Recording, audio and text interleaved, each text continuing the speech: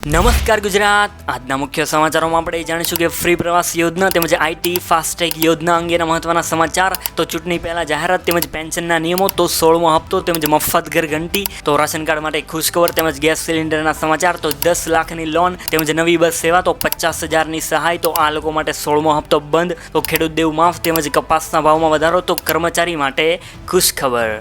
તો જાણીશું આજના સૌથી મોટા સમાચાર આ વિડીયોની અંદર. મિત્રો, દરેક સમાચાર દરેક માહિતી જણાવવું એ પહેલા ગુજરાતના દરેક મિત્રો આ પરોઢ યુટ્યુબ ચેનલમાં જે નવા છે તે બધાને મારી વિનંતી છે કે અત્યારે જ સબસ્ક્રાઇબ કરો અમારી પરોઢ યુટ્યુબ ચેનલ, જેથી કરીને આજના જે કામના અને મહત્વના સમાચાર છે એ આ ચેનલના માધ્યમથી તમને મળી જાય. તો જોઈએ સૌપ્રથમ મોટી ખબરમાં. તો મિત્રો, ફ્રી પ્રવાસ યોજના. મિત્રો, 65 વર્ષના વૃદ્ધોને એસટી બસમાં ફ્રી પ્રવાસ યોજના.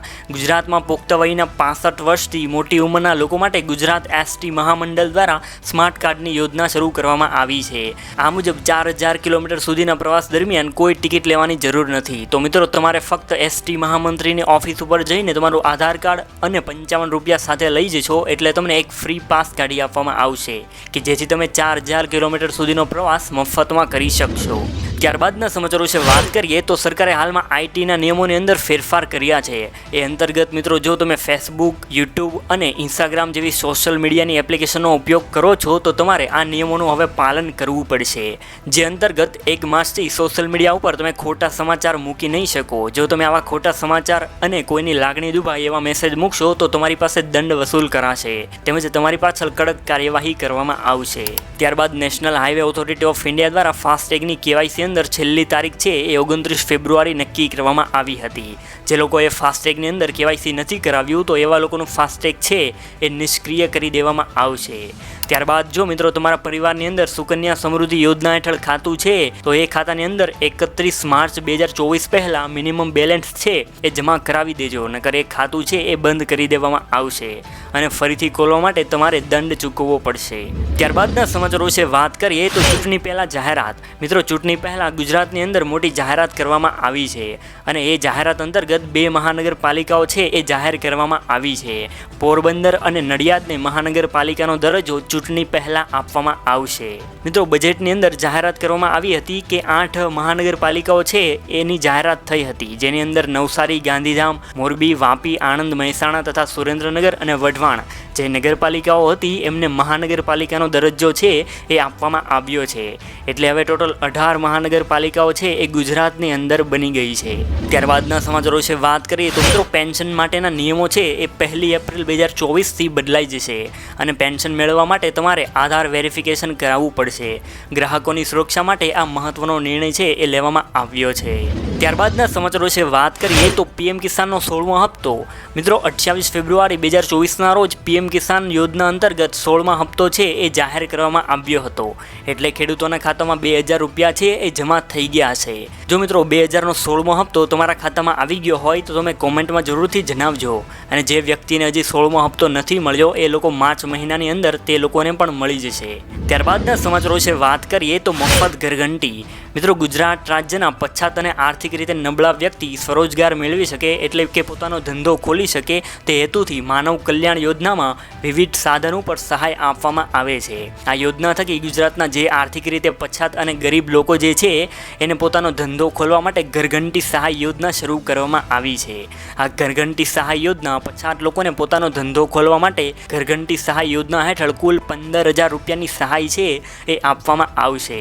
આ ઘરઘંટીથી વ્યક્તિ નવો ધંધો ચાલુ કરીને પોતાનું ભરણ પોષણ કરી શકે છે. આ યોજનાના ફોર્મ ભરવાની તારીખ 1 એપ્રિલ 2024 સુધીમાં ફોર્મ ભરવાના ચાલુ થઈ જશે. તો મિત્રો, આ મહત્વની યોજના માટે વિડીયોને એક લાઇક તો જરૂર કરજો.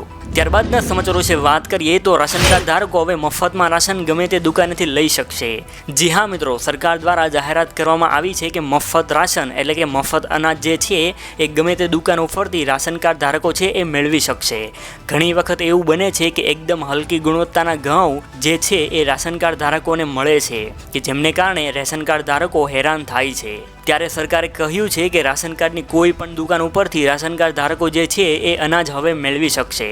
એટલે કે મિત્રો રાશન કાર્ડ ધારકો છે એ મફત રાશન ગમે તે દુકાનો ઉપરથી સારું રાશન છે એ લઈ શકશે. માર્ચ મહિનાની અંદર શરૂઆતમાંથી જ તમે ગમે તે રાશનની દુકાનમાંથી જ તમે તમારા હિસ્સાનું અનાજ મેળવી શકશો. ત્યારબાદના સમાચારો વિશે વાત કરીએ તો મિત્રો જો તમારી પાસે ગેસ સિલિન્ડર છે અને તેની અંદર સબસિડી જો તમે ચાલુ રાખવા માંગો છો તો તરત જ KYC છે એ કરાવી લેજો. KYC કરવાની છેલ્લી તારીખ છે એ 31 માર્ચ 2024 છે એ નક્કી કરવામાં આવી છે.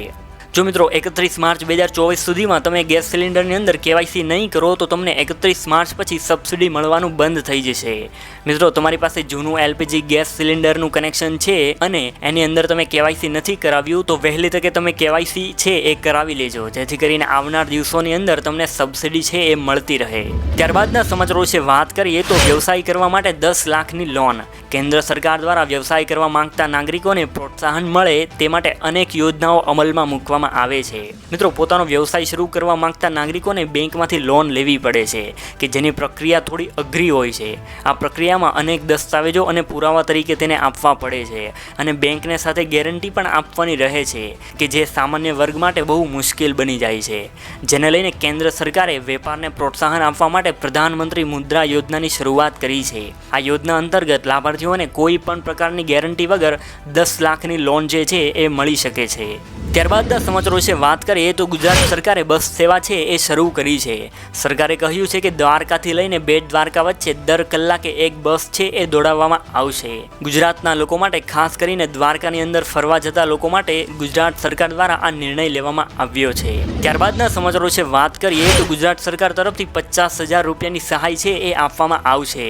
ગુજરાત સરકાર દ્વારા નમો લક્ષ્મી યોજના જે છે એની જાહેરાત કરવામાં આવી છે. આ યોજના હેઠળ સરકારી માધ્યમિક અને ઉચ્ચતર માધ્યમિક શાળાની અંદર અભ્યાસ કરનારા અને પાત્રતા ધરાવતી અંદાજે 10 લાખ જેટલી વિદ્યાર્થીનીને એટલે કે દીકરીને સ્કોલરશિપ સ્વરૂપે સહાય છે એ આપવામાં આવશે કે જેની અંદર ધોરણ 9 અને 10 માટે વાર્ષિક 10,000 રૂપિયા એટલે કે આમ ટોટલ 20,000 રૂપિયાની સહાય છે એ અપાશે. તેમજ ધોરણ 11 અને ધોરણ 12ની અંદર વાર્ષિક સહાય જે છે એ 15,000 રૂપિયાની સહાય છે એ આપવામાં આવશે એટલે કે આમ ટોટલ 30,000 રૂપિયાની સહાય છે એ દીકરીને આપવામાં આવશે. આમ ધોરણ 9થી લઈને 12 સુધીનો અભ્યાસ દીકરીઓ પૂર્ણ કરશે ત્યાં સુધીમાં એમને 50,000 રૂપિયાની સહાય છે એ ગુજરાત સરકાર તરફથી આપવામાં આવશે. ત્યારબાદના સમાચારો વિશે વાત કરીએ તો આ લોકો માટે 16મો હપ્તો બંધ. મિત્રો PM કિસાન યોજના હેઠળ દર વર્ષે 6,000 રૂપિયા એવા ખેડૂતોને જ આપવામાં આવે છે કે જે ખેડૂતોના નામે ખેતીની જમીન છે, એટલે કે બીજા કોઈ વ્યક્તિના નામે ખેતી હોય અથવા તો કોઈ વ્યક્તિ છે એ ભાડે લઈને જમીન ઉપર ખેતી કરે છે તો એવા લોકોને 6,000 રૂપિયા છે એ આપવામાં નહીં આવે. એટલે કે મિત્રો એવા લોકોને 2,000નો હપ્તો છે એ નહીં મળી શકે. જે વ્યક્તિના નામે જમીન છે એવા લોકોને જ 2,000 રૂપિયાનો હપ્તો છે એ આપવામાં આવશે. એટલે કે આ માટે જમીન છે એ તમારા નામ ઉપર હોવી ખૂબ જ જરૂરી છે. તો એ લોકોને જ આ 2,000નો હપ્તો છે એ મળી શકશે. ત્યારબાદના સમાચારો વિશે વાત કરીએ તો ખેડૂત દેવા માફીને લઈને મહત્વના સમાચાર સામે આવ્યા છે. મિત્રો આ વખતે ગુજરાતની અંદર લોકસભાની ચૂંટણી આવી રહી છે તો ચૂંટણી પહેલાં સરકાર છે એ મોટો નિર્ણય લઈ શકે છે અને ચૂંટણી પહેલાં ખેડૂતોના દેવા છે એ માફ કરી શકે છે. કારણ કે તેલંગાણાની સરકારે ત્યાં જ્યારે ચૂંટણી હતી ત્યારે એ રાજ્યના ખેડૂતોના 1 લાખ સુધીના દેવા છે એ માફ કર્યા છે. તો મિત્રો ગુજરાતની અંદર પણ આ લોકસભાની ચૂંટણી પહેલાં જ આવા કંઈક નિર્ણય લઈ શકે તેવી સરકાર જાહેરાત કરી શકે તેમ છે. જે ખેડૂતોએ બેંકો પાસેથી લોન લીધી છે એ બેંકોની અંદર સરકાર છે એ રાહત આપી શકે છે. અને દિલ્હીની અંદર પણ અત્યારે ખેડૂતોનું આંદોલન ચાલી રહ્યું છે. એમાં પણ ખેડૂતોની માંગ છે એ બહુ વધી રહી છે એટલે કે ખેડૂતોના દેવા માફ કરવામાં આવે. ત્યારબાદના સમાચારો વિશે વાત કરીએ તો કપાસના ભાવમાં વધારો. મિત્રો કપાસના બજારમાં તેજી જોવા મળી રહી છે. હાલમાં કપાસની બજાર છે એ 1,700 રૂપિયાની સપાટીએ પહોંચી ગઈ છે. તો મિત્રો ગુજરાતના જે ખેડૂત ભાઈઓ પાસે કપાસ પડેલો છે એમને હાલમાં કપાસનું વેચાણ કરવામાં મોટો ફાયદો છે એ થઈ શકશે. ફેબ્રુઆરી મહિનાની અંદર 100થી લઈને 150 રૂપિયાનો સુધારો છે એ કપાસના ભાવની અંદર જોવા મળ્યો છે. કેમ કે કોટનની માંગ અત્યારે વૈશ્વિક સ્તરે દિવસે ને દિવસે વધી રહી છે, જેમને કારણે મિત્રો કપાસની અંદર આ તેજી જોવા મળી રહી છે. અને ગુજરાતની અંદર કપાસના ભાવો છે એ 1,800ની સપાટી પણ વટાવી શકે છે. ત્યારબાદના છેલ્લા સમાચારો વિશે વાત કરીએ તો મિત્રો કર્મચારી માટે ખુશ ખબર.